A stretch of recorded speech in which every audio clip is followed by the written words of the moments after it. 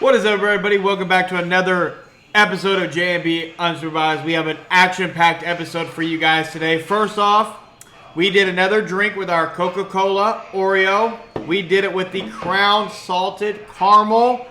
Definitely recommend you go try those two together.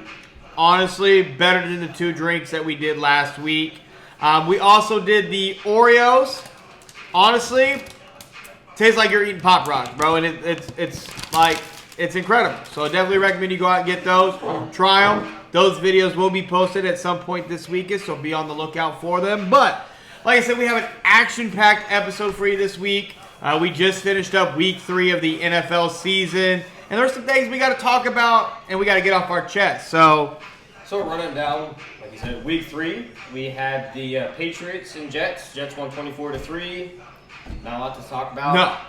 Rodgers did look good, though. A-Rod He finally had a breakout game. He said he felt looked good. Looked like he maybe lost some perks that some people thought about, or kind of think he was, because he was kind of wide-eyed, big pupils. But he finally looked good. Brees Hall looked good. The Patriots defense, looked still pretty decent. But next we got the Giants and the Browns. Giants won 21-15. Shout out to the Giants. They got a victory. Got a victory over the kind of sorry Browns this year. Kind of disappointing. The only good thing to come out of the Giants this year is Malik Neighbors. Fucking solid. Him. That's all I got to fucking say. They hit that pick out of the park for sure. So, Eagles, Saints, 15-12. Dogfight of a game. That was in the trenches. If you love defense, it was a great game. Saquon had 147 rushing yards. That game was in the trenches. He had one of the highest miles per hour run on his breakaway. Yep. So I think it was 65-yard run he had for a tutty. The Eagles got the dub. The Saints, finally came down to earth a little bit, but it still was a close game. We had the Vikings 34, Texans 7. Honestly, like I said before, I think we're going to have to pump the brakes on the CJ Stroud hype. Unfortunately, I was a big pusher of him. Sophomore slump looking kind of real for CJ at this moment. Honestly, Sam Darnold, MVP candidate at this point. And comeback player of the year, possibly. It's early, but I mean, I think people forget too. Sam Darnold's only 27 years old. This is the prime. This is where you expect him to ascend. Starting to hit his streak. Really, I mean, got out of the Jets. He was on the Niners last year, and he's moved around. So he finally looks like he found a home. Well, theoretically, early, yes, because obviously they have JJ there. But moving on to the Broncos over the Buccaneers, 26-7. That was a bad loss by the Tampa Bay Buccaneers. I'm not gonna lie, this was a bad loss. You can't lose to the Broncos like that. Not a team like that. That's a veteran team that's been together for a couple years now. That's unacceptable. That was a bad loss for the Bucs. And it wasn't it's only a bad loss how bad they lost, in my opinion. But shout out to Bo Nix. Finally had a really solid. Real quick, I know you're going to. I want to give a shout out to Malik Wills. He went in and played his former team in Tennessee and handed them the the Packers. He was traded to the Green Bay Packers. He went back in, had a solid game, 13 of 19, 2 touchdowns. I've said this before. I think the Tennessee Titans picked the wrong quarterback. I know a lot of people worked on the Malik Wills hype. I think he's decent. I think he's better than Will Levis. There's already talks that the Tennessee Titans might be looking to go elsewhere, the quarterback position. Well, it's not like he's played bad. He's been a meme every week. He's just made crucial mistakes. And that was the next game. Was the Packers won 30-14 over the Titans. Hopkins had a great game for the Titans. Yep. Finally, in week 3, as his fantasy owners know, he's been a bust for 2 weeks. Finally had a good game on everybody's bench, but he did. I mean, the Packers took care of business behind, obviously, in my opinion, Josh Jacobs. Say it. And then the Bears, 16, Colts, 21. I mean, the Colts got the win. I don't have to say this. We're going to talk about Caleb Williams later in the episode. There's some stuff we need to have a conversation with that with there, yes. But like I said, there's not a whole lot to say. I mean, 16-21 with 2 young quarterbacks.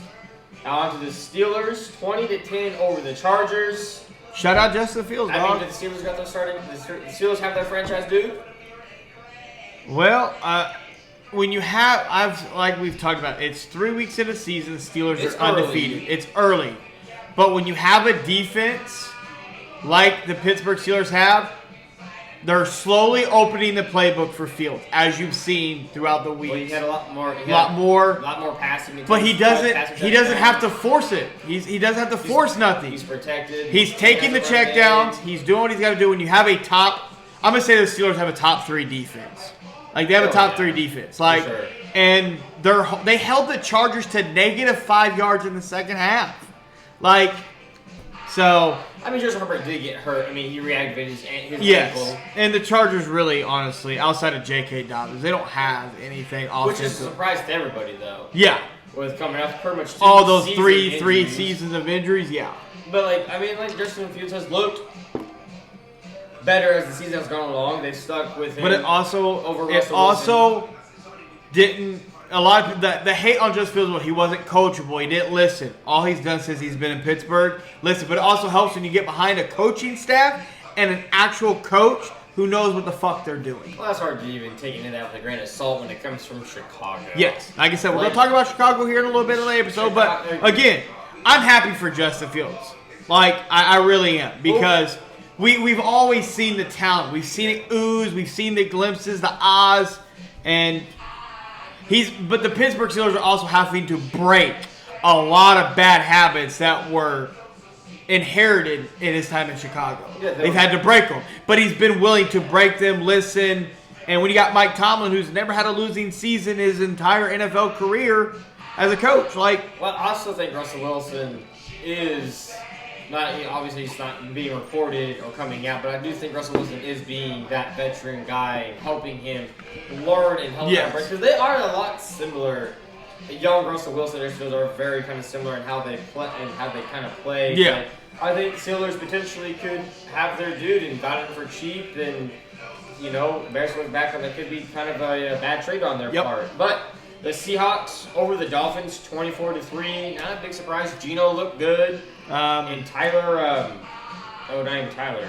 Kyle Thompson, I think, for the Dolphins, their quarterback.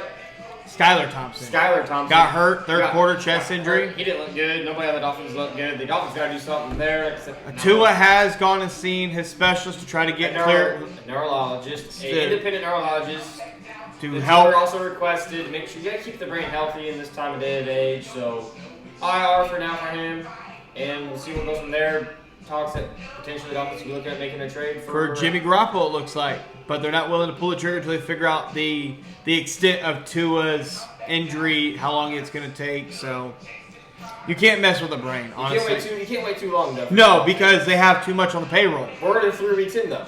And you're 1-2, and it's not good. And you go to 1-3 this coming week. Outside of the first game, and even when you think about their first game and the stats that they had, you would have thought they would have blown out the Jags.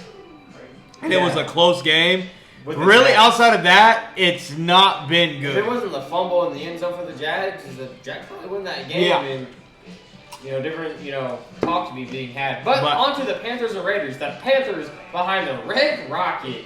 36-22 over the Oakland Raiders. Like Adam Pierce said, the Raiders players kind of made some business decisions in a game where they shouldn't have been making business decisions. Yeah. That right there is an embarrassing loss. Embarrassing. But shout out to Andy Dalton and the Carolina Panthers, man. They got it done over a rebuilding Raiders team, but the Panthers look pretty good on Andy Dalton. Going to the 49ers and Rams game. Rams won 27-24 with both teams hellaciously injured. I think the crazy thing about that game, the 49ers led for 59 minutes of that game up until the very end when the Rams kicked the game-winning field goal. I just know whichever team gets healthy first, probably potentially have a chance to at least win the division, depending on how... The 49ers are in big trouble. We're going to talk about them a little bit more later as well, but they're in trouble. The Lions and Cardinals. Lions took it 20-13. There was a questionable pick six that happened in a 2-minute warning. I didn't understand what the hell happened there. That was weird. The whistle blew at 2 minutes and 1 second. It was a tip, pick six. Lions took care of business. They got back on the right track. Yep. Kyler Murray, Mark Heston Jr., kind of a deadly connection in my opinion. Got the Ravens, Cowboys. Ravens... So the 28-25. The sad thing about it is this game looks a lot closer than what it was. For almost, you can say for up until about the 7-minute mark of the fourth quarter, the Ravens dominated this game. And then the Cowboys did an onside kick.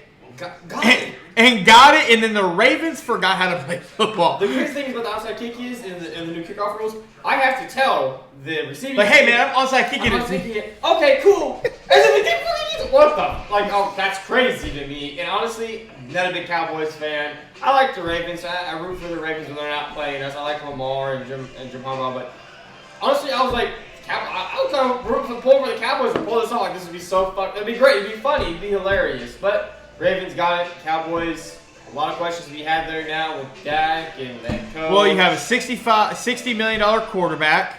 They got a $34 million wide receiver. You got Micah Parsons, who is wanting to be paid next again, this is my problem with Micah Parsons. As great as he is, if you just run the ball at him, like you said, over pursues. He just it's the same things that we talked about last year when it came to the run. Like the Ravens really, well, the New Orleans Saints really gave you the blueprint on how to take care of the defense. And I've said that we're 3 weeks into the season, and we're going to go back to how we said it. The Cowboys miss Dan Quinn. Like they do. They miss him like 100%. Because they brought back the same defense with the guys in the secondary healthier. So you would think that your scout top 5 defense would be coming back, and it looked like it was there versus the Browns and 2 weeks now passed, and it's not there. You brought back the same guys, and everyone's like, well, you need like the potatoes, the steak potato guys, the big beef guys up front. I mean, they do. They are kind of small up front on the defensive line, but that didn't matter a year ago, 2 years ago under Dan Quinn.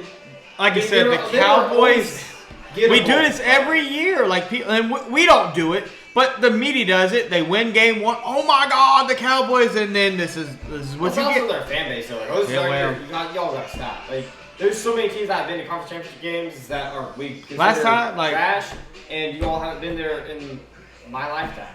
Well, kind of. I'm a little old. But moving on to the Jags-Bills. Bills got the Jags 47-10. All I gotta say is Trevor Lawrence, question. And Josh Allen is got to be the front runner at week 3, or the early MVP favorite in Josh Allen. Don't think much more left to be said there. Well, we're going to, again, not much left to be said there. Besides the fact that Trevor Lawrence hasn't won a game since week 12 of last season. Ouch. And then you got the Commanders, Bengals. Commanders 38, Bengals 33. We love you, Commanders. We love you. Jalen Daniels, coming out party. Like, we're not now. Out there. I do want to speak on the Bengals defense. To me, Joe Burrow looks solid. Jamar Chase, I think you're seeing some flaws with him that he's really not. Like, he's a 1, but he's not like a top 5 1. Because he, again, like I've always said, he has 2 or 3 routes. And I see T. Higgins, and I'm like, I see him play. I'm like, and he's hurt, and he's playing. He played last week, and I feel like he looked better than Jamar Chase. But the defense for the Bengals, outside of Hendrickson, trash. Unless they're playing the Chiefs. Why is it every week we have this DB from Cincinnati out here talking, and dude been burnt 2 of the 3 weeks in the season? Yes, he had the 1 interception against. It was great, big guy. It was. But it's like, dude, like, who are you to be talking? What have you guys done to deserve the right to talk the way you're talking? We're constructed to beat the Kansas City Chiefs. That's cool. Can you beat the Patriots? Can you beat the Commanders? No, you have not. Like, bro, you're 0-3. The season is almost over for you guys if you don't get this shit together. Like, this is bad. It was reported that Joe Burrow and Zach Taylor immediately had a conversation after the game. It was a positive conversation, but like Joe Burrow and Zach Taylor said, we're done with the talking. We need to get back to playing football because there's a lot of chirping going on in that organization, and you haven't really earned the right to be doing that type of talk. Like 2 years ago, you guys were in the AFC Championship game, lost into the now defending back-to-back Super Bowl champions. Outside of that, what have you really done outside of lose Joe Burrow last year halfway through the season to a weird wrist injury out of nowhere, and now this year you guys are 0-3, But like I said, like I told him, and then we're getting into it. The last game that we touch on is the Chiefs over the Falcons, 22-17.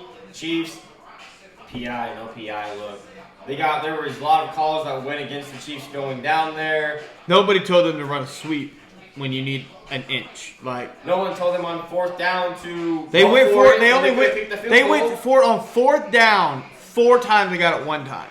There was plenty of opportunities for the Falcons to take the lead. They could have won the game. They could have kicked the 1 field goal. They would have got the ball back, been in field goal range, and they would have won the game. We would have never been in. Potentially, but you could even give them the PI touchdown.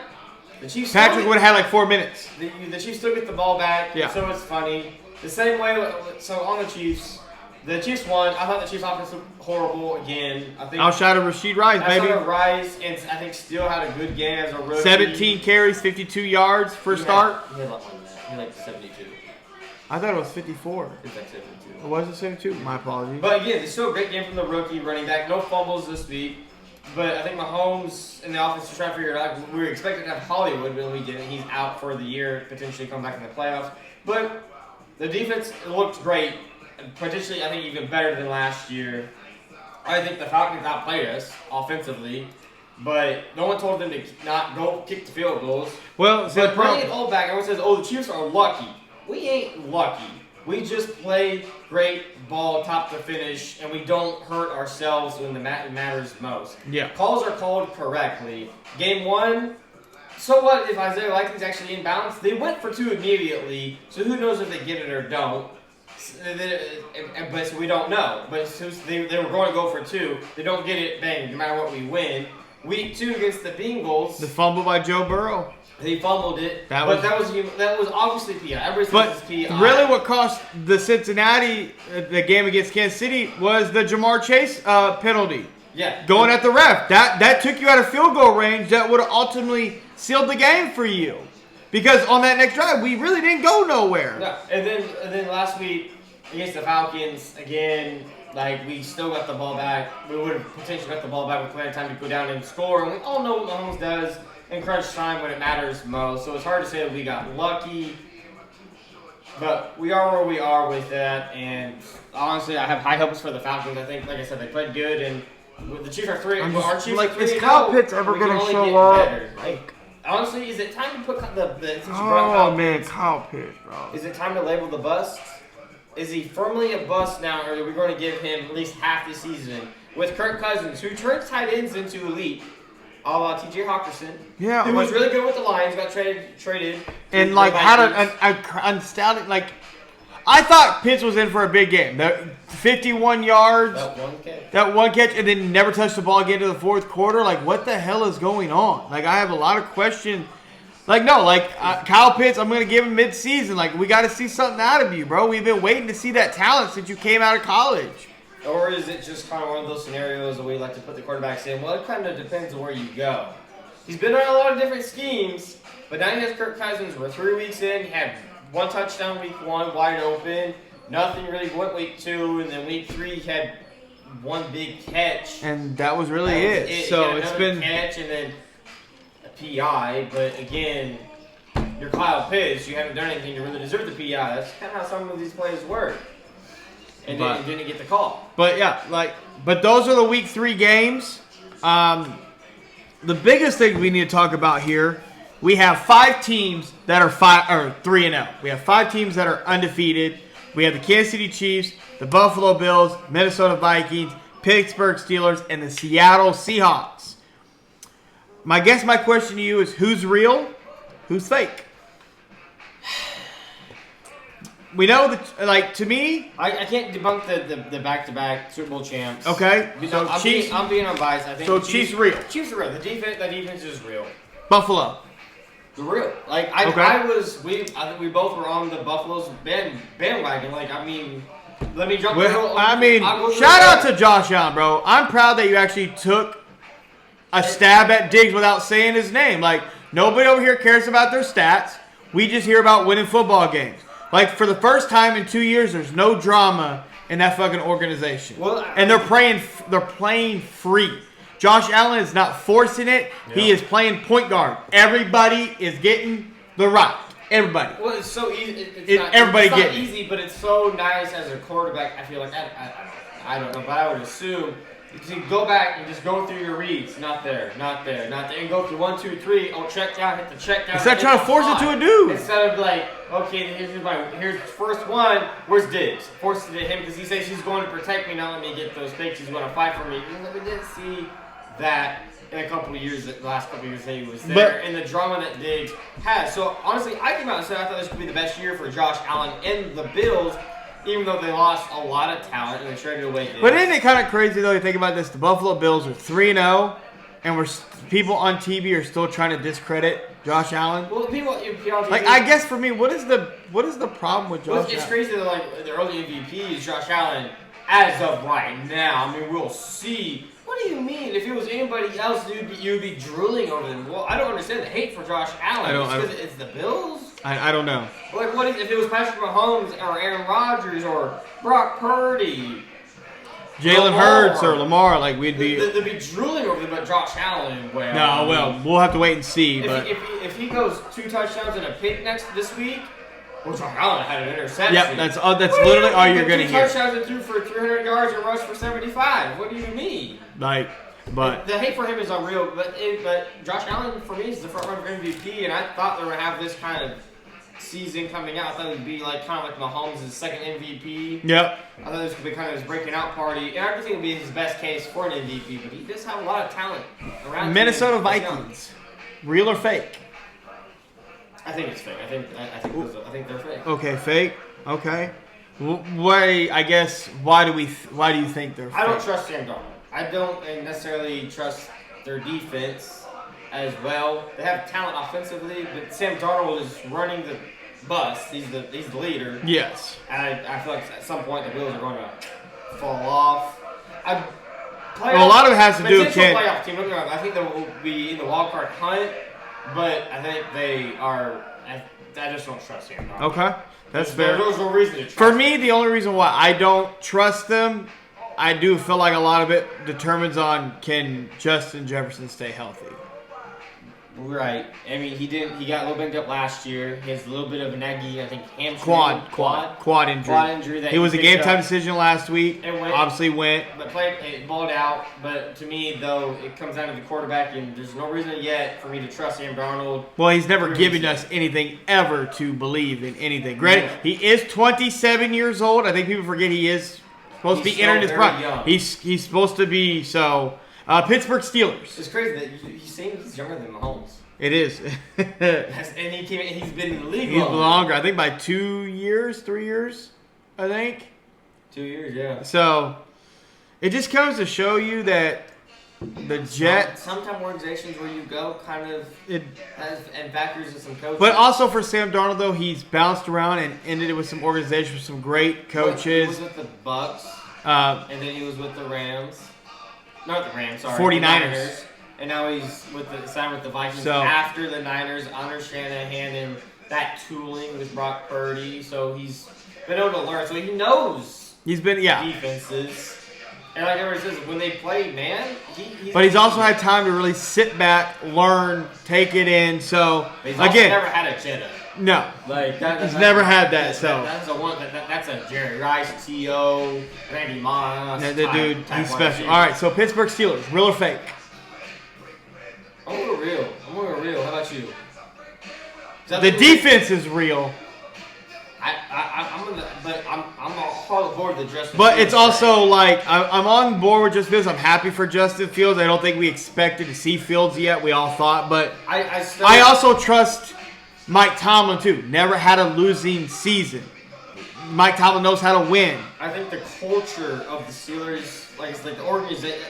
Culture to me goes beyond the head coach. It's like it's the owner. Like when you see Clark Hunt, you see the culture there, and the players dive into it. They even say old veterans come into the Chiefs and they dive into practicing hard, going hard. And the Steelers, they have that culture there, and that's what helps Justin Fields. And I'm on that Fields train. Well, it also helps he went to an organization that wanted him. They wanted to see him succeed, develop him. They probably didn't expect him to be in where he is now, but They're not overcomplicating it. They're giving him more and more leeway each week, as we've seen. Just a little bit. And he has, to me, the reason why I believe in the Fields experiment right now, the entire city, coaching staff, organization is behind him. Like, they are uplifting him. I think he's gaining what more. He's getting his confidence back. Yes, I think his love for the game. Well, I think his love for him never really left. No, it left. They're like, bro, it left. Well, like, it fucking left.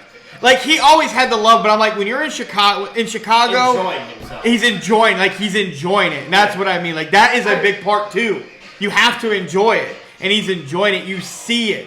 The fact that the Chicago Bears tried to disrespect this man, what coachable, didn't listen. You've not heard a single fucking report of that come out of Pittsburgh.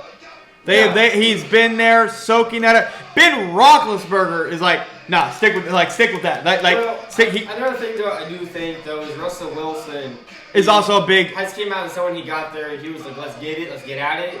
And I think Russell Wilson realized because of his calf injury, because I think like I said, Russell Wilson should have been the starter for a handful of weeks, or even for the full season, so he could sit and learn and develop.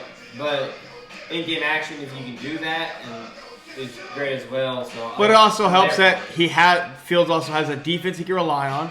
Again, like I said, don't have to overcomplicate it. Keep it simple. We're turning more and more over for him, and he's doing well. Him and George Pickens have a sneaky connection if they can get the penalties to stop negating some of these big plays that he would have.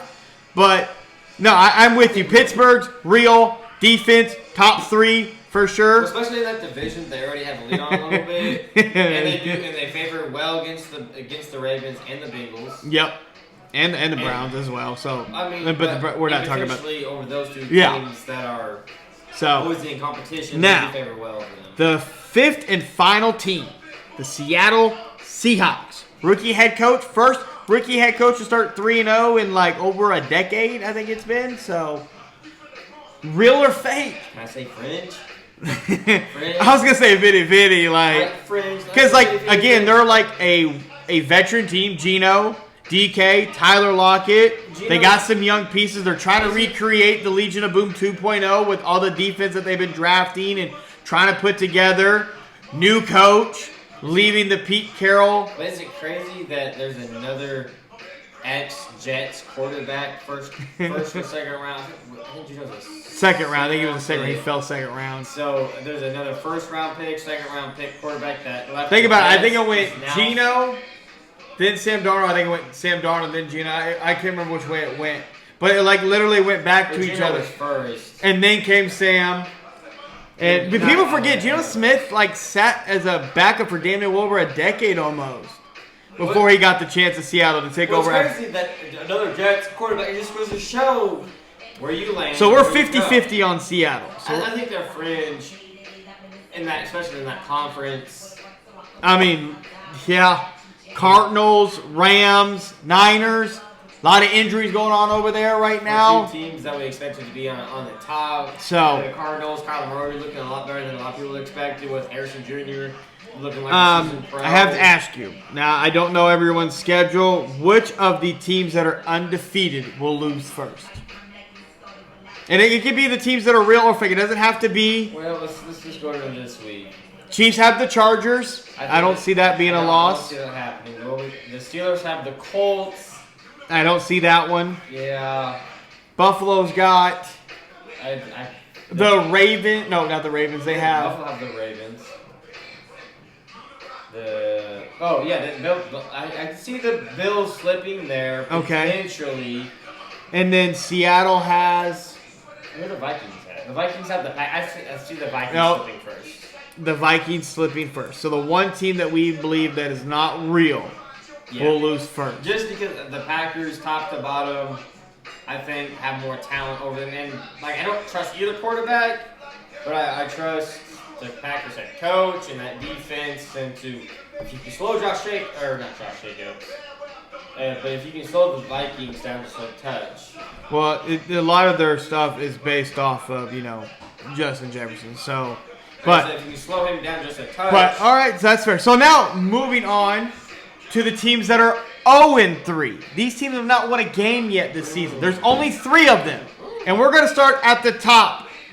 Cincinnati Bengals, 0-3. Yeah. Jacksonville Jaguars, 0-3. Tennessee Titans, 0-3. Now I put them in order how bad this is for the organization. The reason Cincinnati is number 1, Joe Burrow making $55 million a year. Yeah, but they start slow, right? That's what everybody says. Well, the Bengals they start slow. Like, I take Tennessee out of the equation because Will Levis, young quarterback, making a lot of mistakes, new head coach. We look at Cincinnati and the Jacksonville Jaguars as Zach Taylor, veteran. Doug Peterson, veteran. Trevor Lawrence, veteran. $55 million and 1 playoff win. 1 playoff win. Joe Burrow has 3 or 4, I think it is. 3 or 5, I think it is. He has 4. 4? Yeah. So 3, it's 4 or 5. Yeah, 4. Who's in more trouble? Like, is it Cincinnati or Jacksonville? Because I'm taking Tennessee out of the equation. Who's in more trouble? Tennessee's more like a rebuilding team with, the unproven quarterback and the rookie head coach. The most, it's the Bengals. 0-3, people say, well, they start slow. Yeah, but you shouldn't have lost to the Patriots, and you did. You played the Chiefs, and that's a 50-50. You took the L there, and you should have beat the Commanders because you're expected to be in the NFC Championship game. You're a Super Bowl or bust team. This is a team that's always thought we're built to beat Kansas City. Which is great, but you got to get there, and you have to go through Kansas City, and you didn't get through Kansas City because you lost to Kansas City in Arrowhead. So, honestly, to me, it's the Bengals. Okay. All the drama's going on there.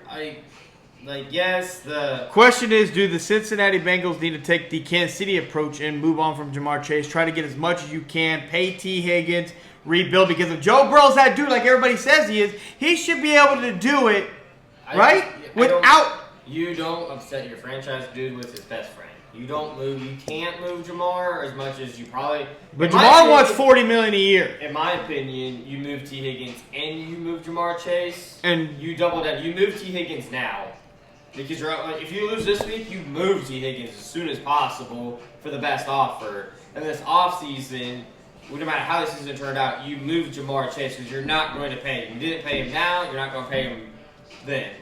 You move them and you collect all that draft capital and you build a better defense. I mean, the owner hasn't even been able to give Joe his money yet. If you can move those two dudes, you can build a better defense and a better O-line around Joe Burrow to me, and keep him healthy. You can't lose Henderson. What point, then you can pay him. But what point do teams take the Kansas City blueprint, the Patriots blueprint, and try to convince the quarterback? Plug and place. Expect the quarterback to make players better. That's what I'm saying. Joe Burrow is supposed to be that dude. He should be able to do it with whoever. If he's that dude. Jamar Chase doesn't, to me, should he be paid? He should be paid. Higgins should be paid. Neither one should be the highest paid, but you can get more in return than would be paying them to fill out your roster as a whole. Yes. You contend throughout Joe Burrow's quote unquote prime with him now making $55 million a year. Yeah. And moving on to the Jaguars, the reason why it's not such a big, it's a big deal, but it's a hot seat. It's unfortunate because it's more of a hot seat we thought 2 years ago the Jacksonville, we thought, damn, they're coming on the scene, they're coming. They're there. And then they were there, and then, pooh, I don't dude, this is bad. Trevor Lawrence has had 61 turnovers since entering the league. That's the most. He's a rich man, Daniel Jones. You look at Daniel Jones and his numbers, Daniel Jones is actually better, and Trevor's had more talent. Yeah, offensively and defensively, and a better head coach. Obviously, we saw it was revealed that the owner of Jacksonville said that this is the greatest team ever assembled in Jacksonville. And that was before the start of this season. And this Jacksonville Jaguars team is 0-3. I guess you forgot about the AFC Championship game they had against the Patriots with Blake Bortles and that defense they brought. Yeah, with Jalen Ramsey on the outside. I apparently forgot how close they were to the Super Bowl with that squad. I guess for me, as I get next man up gets paid, but I just want to know in what world, fantasy world, was Trevor Lawrence ever valued at really being worth $55 million a year? I didn't know the Jacksonville Jaguars was Clemson when he was in college. Like that, this is not that dude we're getting. Like this is bad. Like this is really bad. Yeah. The interception that he had, he literally threw an interception to a guy that died on the football field and came back to life. Like that's crazy. First dude to ever do that. Like that is crazy. And that interception he threw to DeMar Hamlin was horrible. Horribly overthrown, misplaced football. To Robinson. Like that was horrible. Yeah. So, without a doubt. To me, Doug Peterson is going to get fired because of Trevor Lawrence. Like, and that's unfortunate because Doug Peterson is a very solid head coach. He literally won a Super Bowl with a backup quarterback. Absolutely. Against the Patriots and the quote-unquote some people's goat. And like I said, Tennessee, they're 0-3, but they are new coach. Will Levis is the guy, not the guy. I don't know. But they put up a dogfight in pretty much every game, so I mean they're there and they're young. It's just been the mistakes. It's just been the mistakes that have really honestly killed them. And he's learning.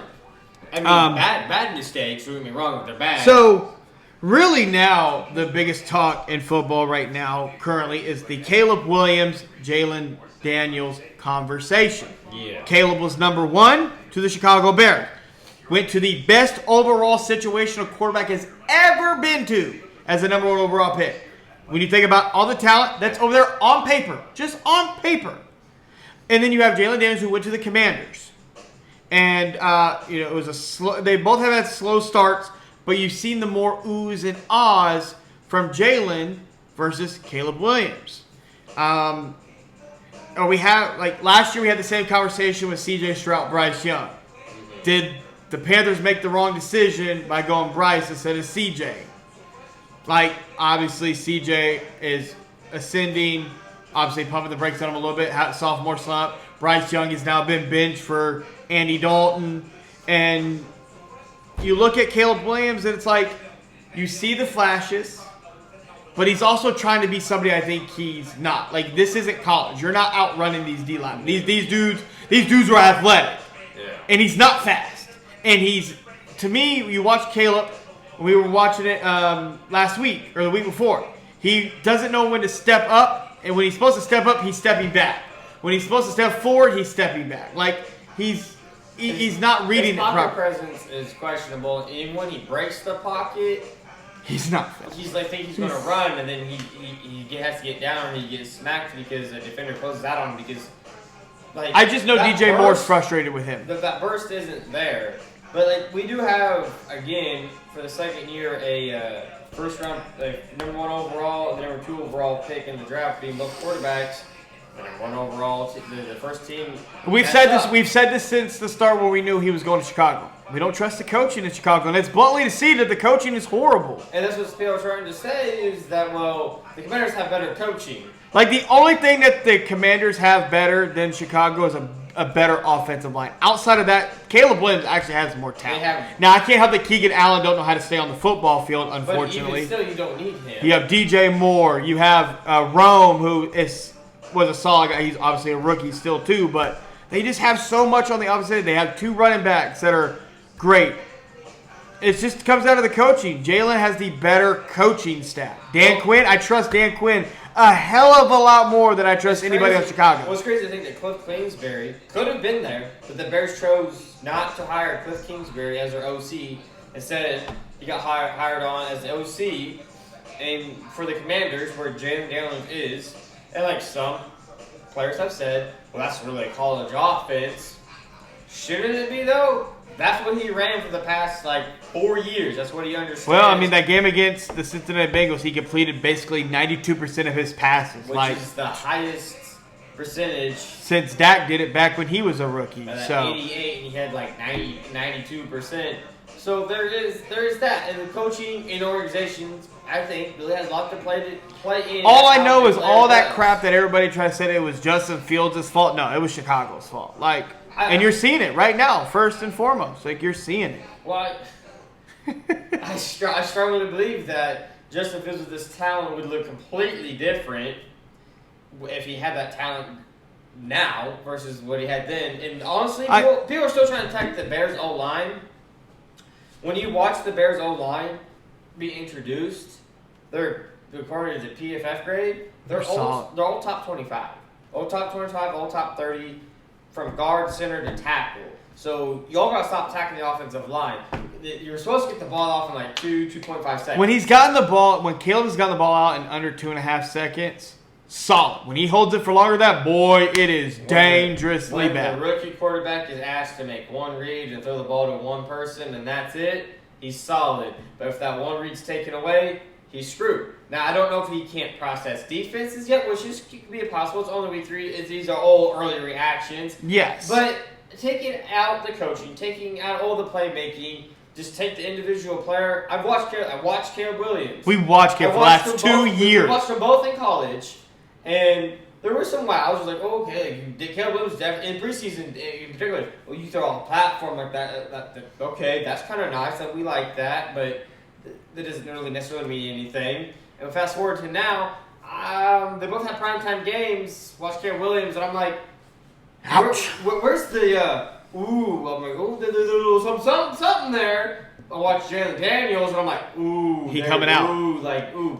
The one thing I want to say about Jalen Daniels, a lot of people in the sports media are trying to like, oh, a superstar's born. Pump the fucking brakes, dude. Like, I got caught up in the CJ Stroud shit last year. I'll be 100%. Like, I was like, okay, and CJ's been a little struggle this year. Sophomore slump. People understand you now. Your tendencies, they're going to be able to have more film on you.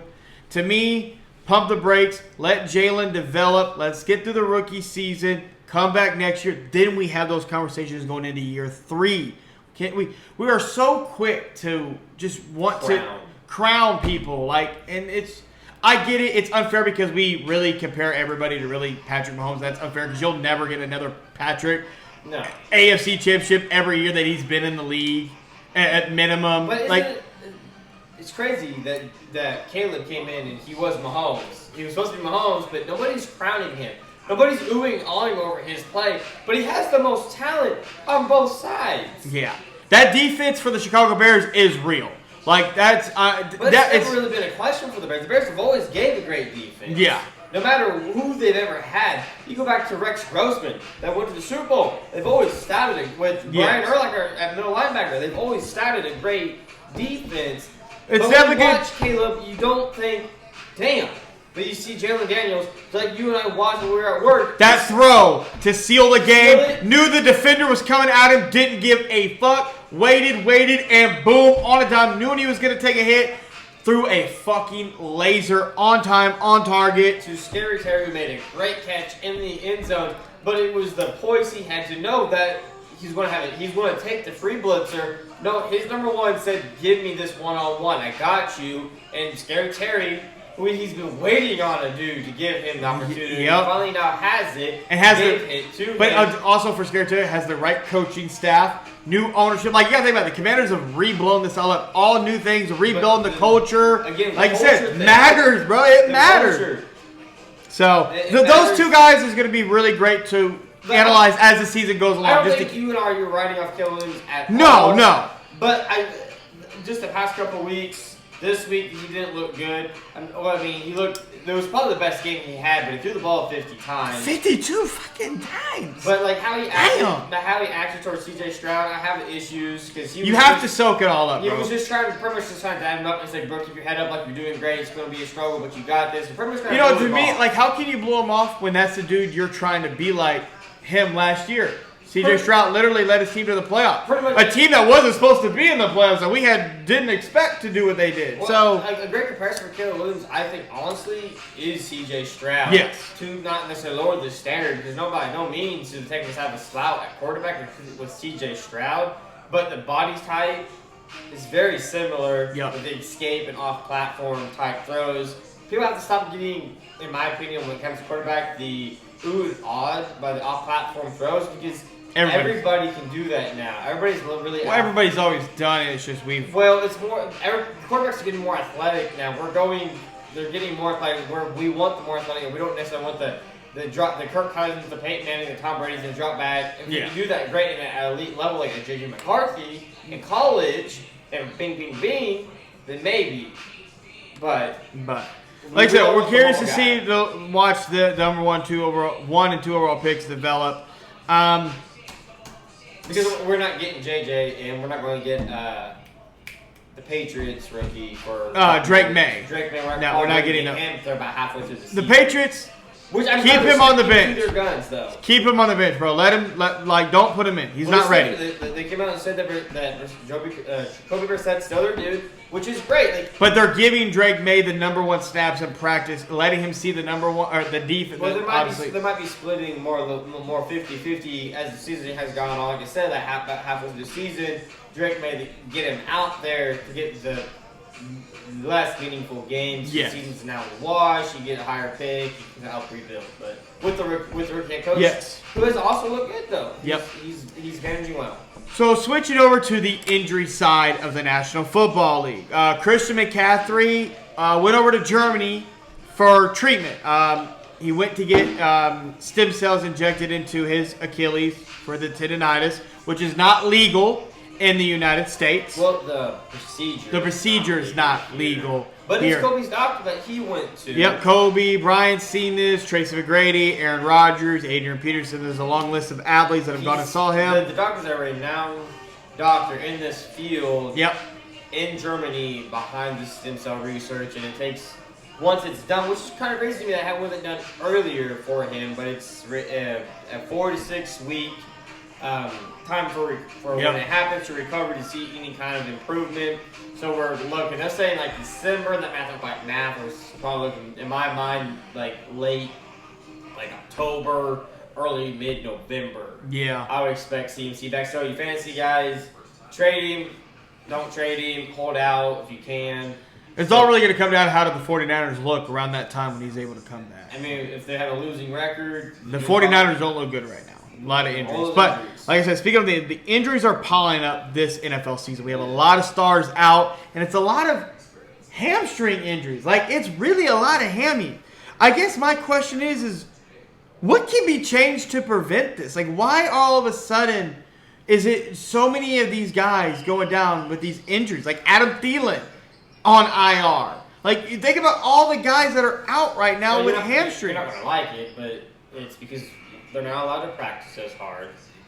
We had one less preseason game. It's soft. Hamstrings is a muscle injury, which is a soft tissue injury. We're not having ACLs and Achilles. We're having muscle injuries, which is soft tissues. They're not allowed as much practice time because of the bargaining agreement. Yeah. And we have one less preseason game, so the starters get less time. Yep. But then coaches and staffs don't want to play their starters in the preseason. They don't want to get them hurt there. So they're getting banged up and they're overexerting. It's just sad. We're getting a lot more hamstrings, calves, and quad injuries. Are guys not taking care of their bodies in the offseason like they should? I think, well, some of us, I feel like said he's older.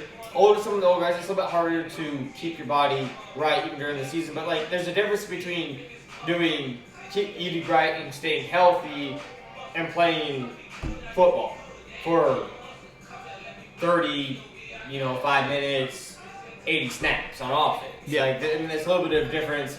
Full game action versus, well, you're going to get a quarter in the preseason. Fair enough. A quarter and a half. So these are soft tissue injuries, which can't be overly concerned about, but it does get you. When you look at how many guys are out. You gotta look at some of the different teams that don't have these injuries necessarily. Like, I like to fall back to the Chiefs, where we play a lot of our starters a half. And in preseason 2, we played them at half. We played them a quarter and a half in the third preseason game. We get them a lot of action in there to get their bodies warmed up and ramped up to go. Could you risk injuries? Yes, but your body's more ramped up to go. We don't have we have some, like every team has, but we don't have a lot like other teams do that don't play their guys at all. I'm afraid you have to risk it to benefit it later in the year. But that's pretty much the NFL news. Week 4, Thursday Night Football is tonight. Giants, Cowboys. Who you got? Giants. Daniel Jones, baby. No. Cowboys. I think Malik Neighbors will have himself a game, but I'm going to go the Cowboys. To me, like, dude, if the Cowboys honestly lose this game, bro, it's... What if the Cowboys win and it's close? More questions than not? To me, if it's a close game, the Cowboys are not going to the playoffs this year. It'll be a fringe wild card team, if that, at best. To me, if the Cowboys and the Giants game is close, I have more questions. To me, if Daniel Jones tears up this defense, no. I have questions if the Giants offense looks even good. But like Micah Parsons in that defense should feast. Diggs in the back should feast on this team. And if they don't feast and the Cowboys offense don't, if it's not a go to sleep at halftime game and I'm tuned in, there's a problem. Because I shouldn't be. Yep. And if it's not, I have more questions than I did from last week. Yep. Switching sports here. MLB, the playoff race is getting crazy right now. I know we have not talked a lot of baseball with you guys yet, but we're bringing it to you because we told you we cover all sports, guys. So right now in the AL for the playoff race, the Yankees are number 1 with the Cleveland number 2 and the Houston Astros at 3. The wildcard teams are Baltimore, Detroit, and our truly Kansas City Royals. We're holding on right there. And then in the NL, the Dodgers are 1, the Phillies are 2, Milwaukee's 3, and in the wild card you got San Diego, New York, and the Arizona. Yeah, but look how close it is, though. We do have some close. The Dodgers and Philadelphia, they're neck and neck. Same thing with the Royals and Detroit, right there. I guess the question to you is, who's under the most pressure to win the World Series? Like, to me, from the AL, me personally, Yankees. Like, it's got to be the Yankees. And in the NL, to me, I know a lot of people might want to say Dodgers. To me, Philadelphia for Bryce Harper. Like, it's like, come on, dog. Like, but I think for the individually, I think Bryce Harper is definitely. But this is like the first time in like.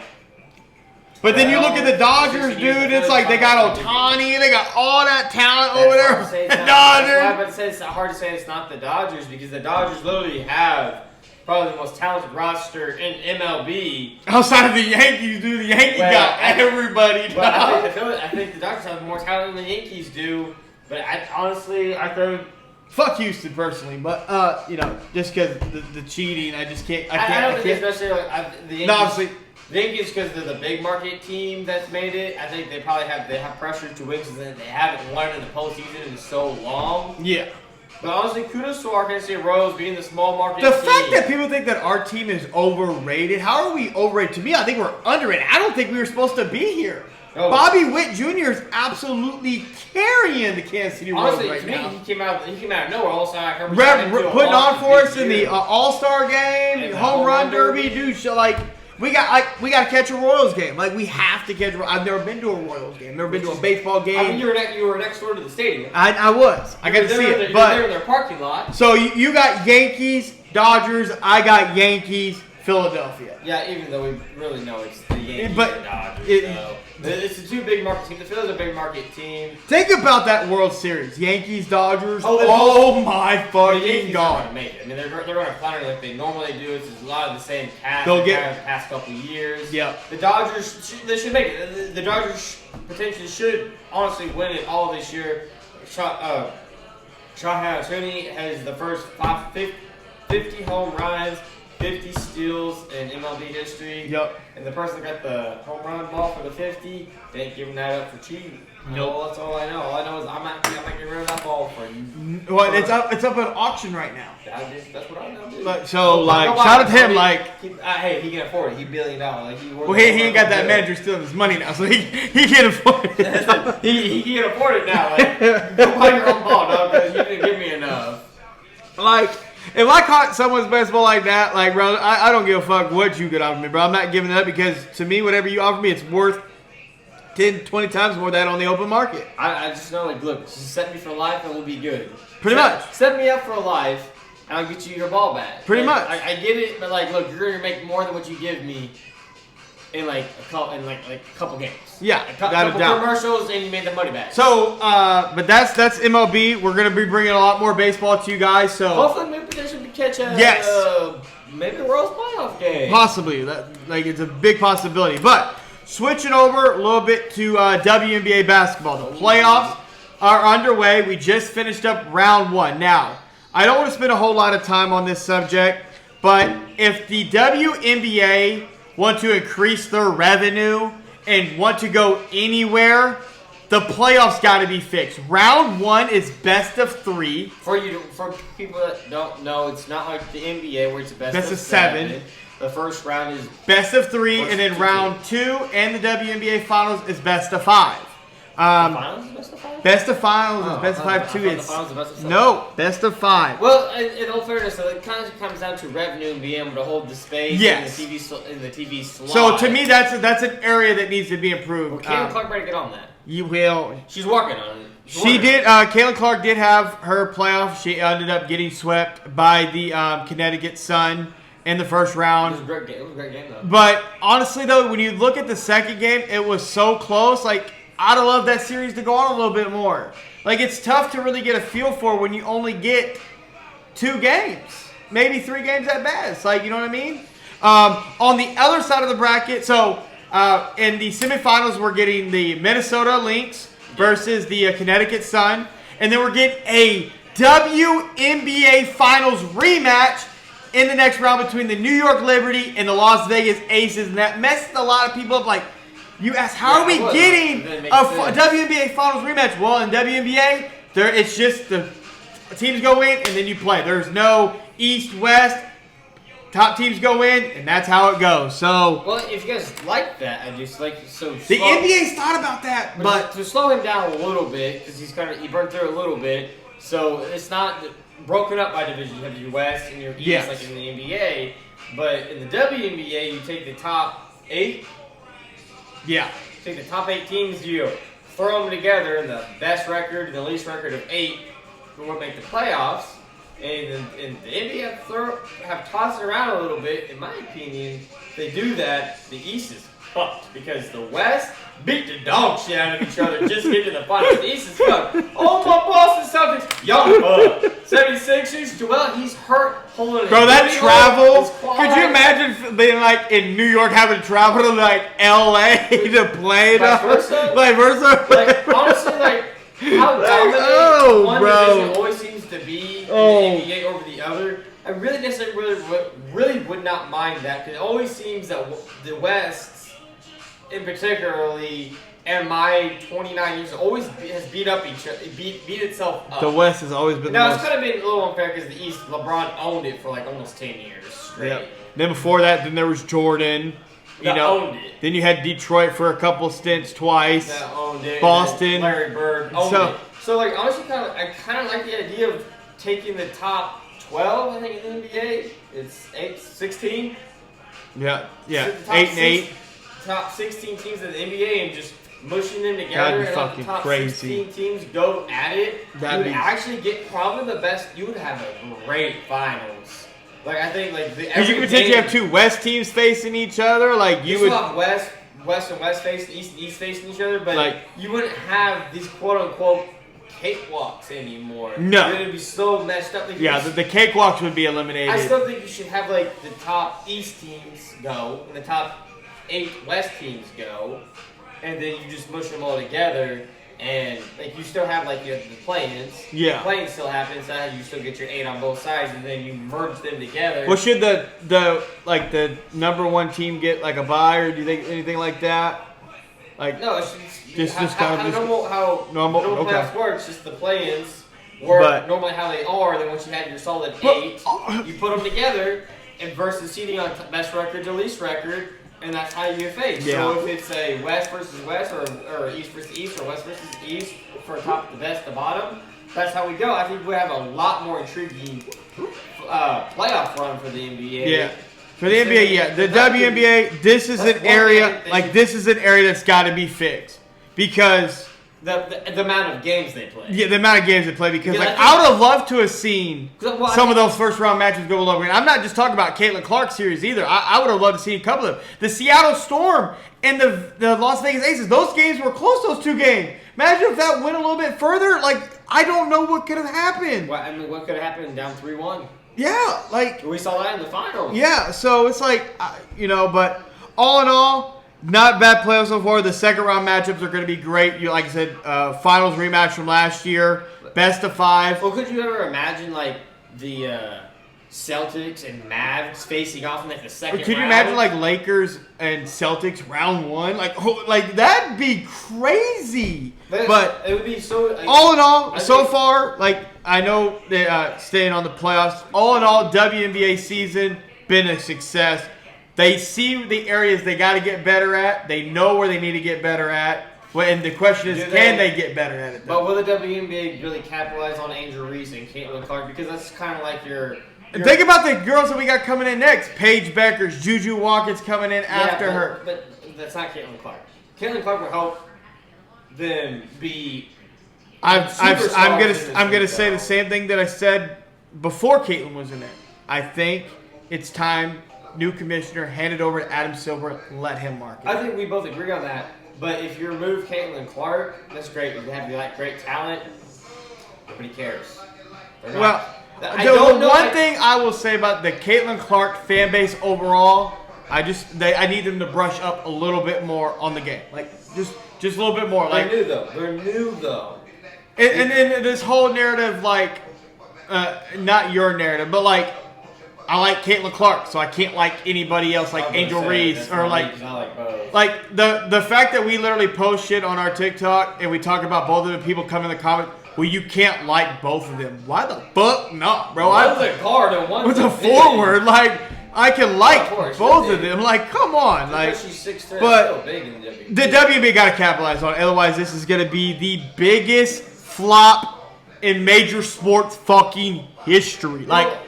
History, dog. We bring up like the incoming talent, like Paige Clark or Paige Beckers, which is very true. She's very and she could possibly be going to an expanded team. The WNBA has expanded 2 new teams. We're going to Toronto and we're going to Portland. So Vegas is about to get one. Vegas already got one. Las Vegas Aces. That's right. But potentially here around Kansas, Missouri area. Yep.